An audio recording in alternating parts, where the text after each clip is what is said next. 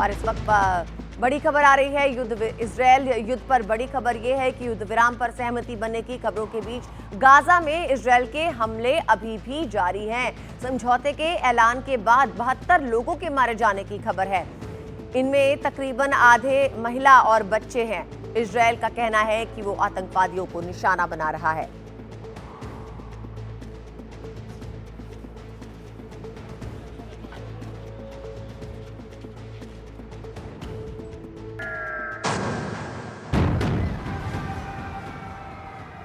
Cease fire की खबरों के बीच भी इजरायल की फौज अपने काम में लगी रही। उसके हमले जारी रहे।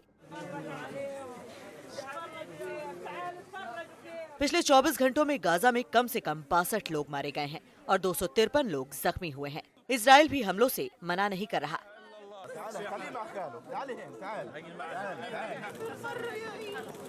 उसने एक दिन में 50 ठिकानों पर हमले का दावा किया है। इनमें हमास और फिलिस्तीन इस्लामिक जिहाद के अड्डे शामिल हैं। साथ ही उत्तरी गाजी के जबालिया से लोगों के निकल जाने के नोटिस भी इजरायल ने जारी किए हैं, क्योंकि उसे इस इलाके में सैन्य कार्रवाई करनी है। देखा गया है कि हाल के दिनों में इजरायली हमले और तेज हुए हैं। फिलिस्तीनी सिविल डिफेंस का कहना है कि 1 जनवरी से अब तक इजरायली हमलों में 70 बच्चों की मौत हुई है। 30 से ज्यादा महिलाएं भी हमले में मारी गई हैं।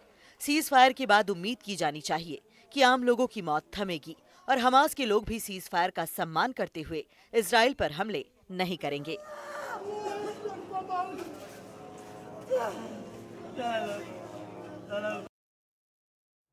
हमारे संवाददाता उमा शंकर इस वक्त हमारे साथ इस खबर पे जुड़ गए हैं। उमा, देखिए, एक दिन हम सुनते हैं कि युद्ध विराम पर सहमति बन गई है, लेकिन अगले ही दिन खबर आती है कि गाजा में अभी भी इजरायल के हमले जारी है।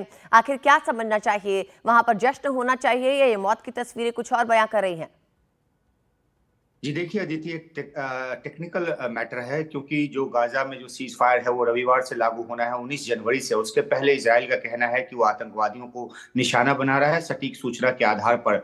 जो अहम बात है वो ये है कि जो परसों जिस तरह से कतर के पीएम ने सीज फायर का ऐलान किया, उसके बाद भी एक दिन बाद जो कैबिनेट की ब्रीफिंग होनी थी, कैबिनेट की जो मीटिंग होनी थी जिसमें कि सीज फायर को इजराइल की तरफ से औपचारिक हाँ कहा जाना था, उसको टाल दिया गया था, क्योंकि बेंजामिन नेतन्याहू का कहना है कि हमास जो है वो आखिरी मोमेंट में कुछ ज्यादा डिमांड कर रहा था। लेकिन अब वो बात भी क्लियर हो गई है। आज जो है इजराइल सिक्योरिटी कैबिनेट की जो मीटिंग है वो होगी और इस बात पे मुहर लग जाएगी और उसके बाद सीज फायर जो है 19 जनवरी से लागू होगा।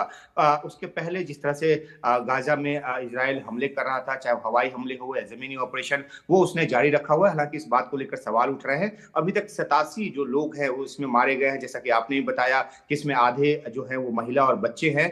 तो इस पर तमाम सवाल उठ रहे हैं। लेकिन इजराइल का कहना है कि जो तादाद बताई जा रही है गाजा की तरफ से, गाजा अथॉरिटी की तरफ से, वो भी जो है वो सही नहीं है। उतने ज्यादा लोग नहीं मारे गए हैं। लेकिन गाजा की तरफ से अब तक यही कहा गया है कि 40,000 से ज्यादा लोग जो इजराइल के हमले में मारे जा चुके हैं और पिछले 2 दिनों में भी जो हमले हैं वो जारी है। जी उमा, बहुत बहुत शुक्रिया इस जानकारी के लिए।